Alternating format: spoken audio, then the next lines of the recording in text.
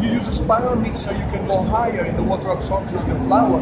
And this one was made with 72% hydration, as you have seen. If you work with a 50% hydration, so with a hard dough, you have different problems, by the way. You have the first problem, the dough is harder. If the dough is harder, the friction inside the mixer is higher, so you have higher temperature on the dough. And then why the dough harder is much more hard and difficult to manage?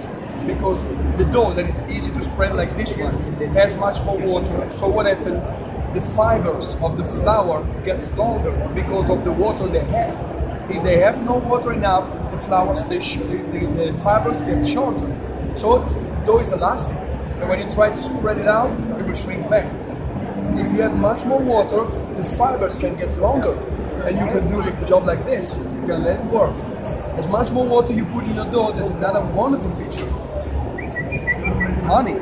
Much more water, less flour, less money, so it costs less. But actually, you are going towards to a better pizza.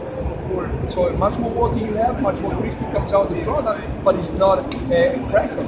Inside it's still softly, you still have the bubbles there, and you're gonna have a better dough. So we usually say to people that this machine is not just because it's a good machine, but because you are obliged to improve your dough.